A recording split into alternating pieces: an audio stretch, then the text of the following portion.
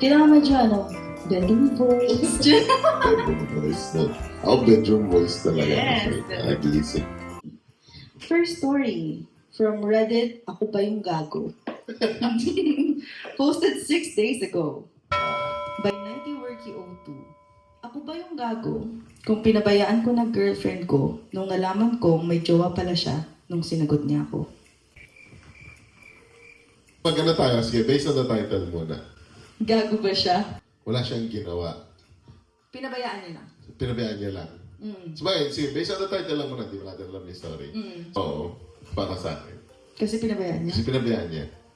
Hinayaan niya lang eh. Didn't do anything about it. Fair. Sige. We'll see. So we are both 28. 2 months na kami ng girlfriend ko nung nalaman kong may jowa pa pala siya. Before that, nag-message na, "Hello sir," yung friend niya sa akin. 1 month pa lang kami that time. Agad kong chinat yung girlfriend ko to inform her. At ang sabi niya, friend, colleague niya lang daw yun. Gustong malaman kung may boyfriend na daw ba siya. Huwag ko daw sabihin na kami na. Kasi ayaw daw niya munang malaman ng friends niya na kami na. Gusto kasi ng girlfriend ko, low-key relationship lang daw. At no need daw ipaalam sa madla. Pumayag naman ako since ganun din gusto ko. Sinabi ko lang na na-block ko na, pero ang totoo, ni-restrict ko lang sa messenger yung friend na pinakilala niya. Okay. Red flag? Kasi yung mga tao naman na gusto nila private lang. Oo, kasi sa ano ngayon, in these days, no? Marami na kasing may gusto talaga ng low-key relationship eh. Alam mo yun, parang hindi po sa social media. Kasi ang hassle nga naman, di ba? Kasi what if you break up, tapos everybody knows about it. So para sa akin siguro wala pang ganun kalaking red flag. Hindi pa siya ganun ka-red flag. It's cause for doubt. Pink pa lang, pink. Orange, ganun. Hindi, it's cause for suspicion. Pero at the same time, you have to always give the benefit of the doubt kasi. Lalo na kung parehas naman kayo gusto ng low-key relationship. So it works as well with kung ano yung gusto mo ba. How about yung colleague? Friend, colleague. Nag-message, "Hello sir, boyfriend ka ba niya?" So, sabi niya, "Wag mong sabihin na boyfriend kita." Yeah, for that, sketch na sa akin. Sketchy na siya. Kasi Sketchy parang, na. who are you? Parang sino ka? Bakit ganyan yung immediate topic ng messaging? No? Tapos sasabihin sa'yo, huwag mong sabihin na boyfriend na kita. So yeah, sketchy na sa akin yan. That's a red flag na for me. Okay, to continue. Nag 2 months kami, second week of November. Alam na natin yung anniversary nila. Okay? Sana sila hanggang ngayon. Yes, too many info. At magpapatulong sana ako sa friend niya since siya lang yung meron akong contact sa Facebook. Same friend. Okay, same friend. Siyempre, para makilala na rin. Pag-check ko, may mga messages pala siya sa akin a month ago. Asking kung girlfriend ko na daw ba siya. Yun pala, tomboy pala siya. Akala ko babae. Sabi ko naman, oo, boyfriend niya po ako. Unknown niya kayo. Nagulat ako nung sinabi ng 1 month na daw siyang niloloko ni girlfriend. Siyempre, nagalit ako sa girlfriend ko kasi parang inagaw or kapit na ako nang hindi ko alam. So that same person na nag-message sa kanya, apparently was also in a relationship with the girlfriend. Okay. And nalaman niya 1 month na daw siyang niloloko. Pero ito si OP, ang original poster, hindi niya alam na siya pala yung Siya yung kabit. kachuk-chakan. Siya yung kabit, no? Okay. She's a 10, but third party ka. Okay lang yun. Okay sa'yo pag she's a 10, but She's a third party 10 but third party ka. Siguro ano? Oo, wala yung prinsipyo, kuya. Prinsipyo wala. Siguro ano? No strings attached. Visit na yan. Naku, red flag or red flag? Very red flag na. Yes, of course. Tumating ding. After a few minutes, tumawag si girlfriend at sinabing i-block ko na daw yun. Kinausap ko si girlfriend na ayusin niya yung gulong pinasok niya. Na hindi ko muna sasabihin sa parents ko pinagagawa niya. Gusto kasi ng family namin, both sides, maging kami sa huli. Nag-request ako ng cool off kasi nasaktan din ako. Pero, ayaw niya. Umiiyak siya. Nagmamakaawang wag ituloy. Kasi gusto niya mag-settle sa akin. Okay ka lang, magsasettle lang sa'yo. For me, kung for example, talo na yung previous na ka-relationship is same-sex. I've got nothing, wala akong issue tungkol sa ganong idea. No?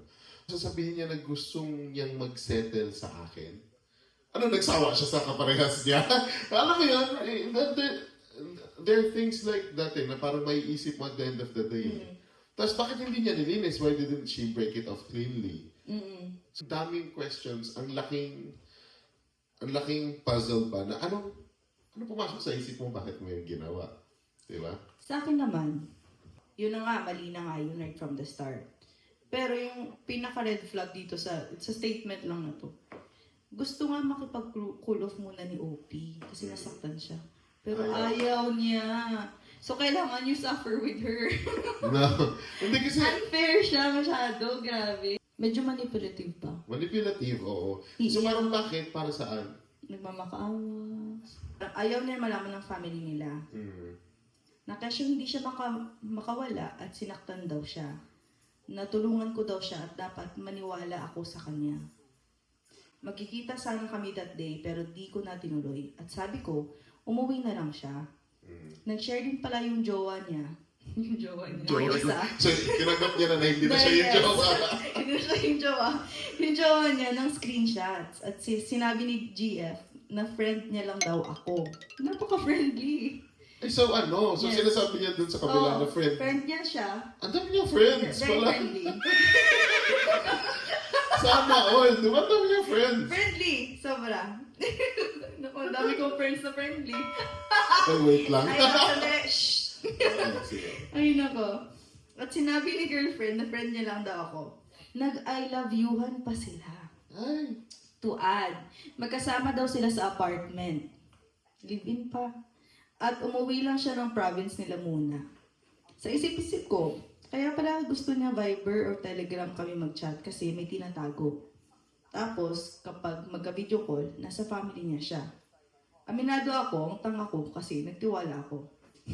Ngayon, 1 week ko nang hindi kinikibo si GF ko. Ito na yung pinabayaan niya. Nawala na ako ng gana actually. Nagsumbong na rin siya sa mama ko this week. Wow. Very manipulative daw kasi bakit? Siya nagsumbong na hindi na daw ako nag-chat sa kanya. Hindi alam ng parents ko yung ginawa niya kasi sigurado ako masisira siya sa family ko. Sorry, bobo ako sa pag-ibig. Nagbalikan lang kami after 10 years tapos ito nangyari. So nag-break na sila before. Wala pa kaming formal breakup so I left her hanging without closure. Ako ba yung gago kung hindi ko na siya pinapansin at parang itsapwera na siya sa akin? That was a big turnaround from the title. No? Yes. If the girlfriend, pagka nakita niya na sinasabi na inintroduce siya as a friend lang rin dun sa isa, red flag na yun para sa akin. I mean, yun pa lang is enough for me to break it off eh. Sinabihan ka lang na friend ko lang siya. Paano po na shy lang? Shy type. Friendly. She's a 10. Ay, naku, kahit siguro 11 yan. Hindi, kasi alam mo yung ganun pala, parang hindi siya kasi proud sa'yo. It doesn't matter if it's a low-key, she can always say yes. Parang kinakahiya ka din niya in a sense. In a Kasi sense, tinatago ka nga niya.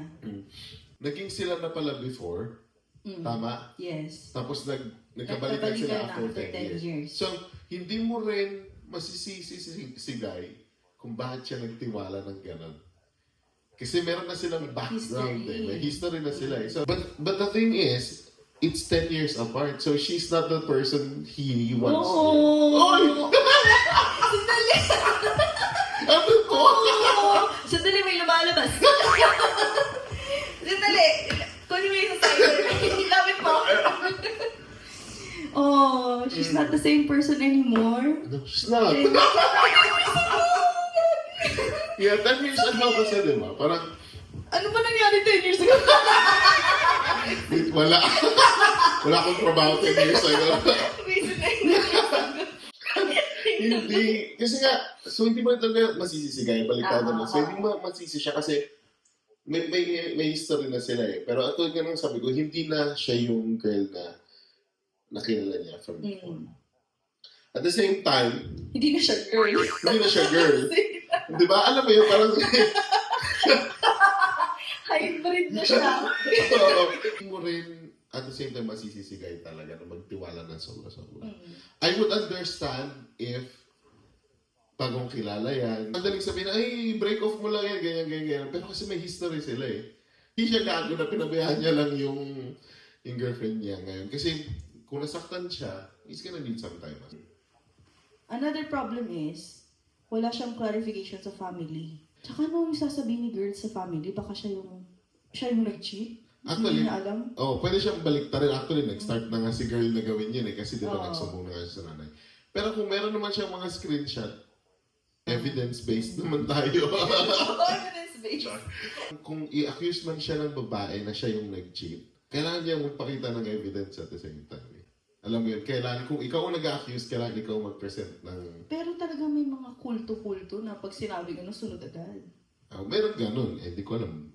Sa Pero yun yung mga tao, hindi naman worth it na i-keep sa life. Charot! Hindi worth it i-keep. Hindi sila worth it na Oo. i-keep sa buhay. So, final thoughts, siya ba ay gago o hindi? Actually, hindi. Sakto lang yung ginawa niya. Siguro, before he can actually give closure for both of them, he needs time. He needs time. Kasi masakit nga yun eh. Pero 1 week na, hindi siya. 1 week pa lang yung mess. Ako ay, Sandali! wait lang.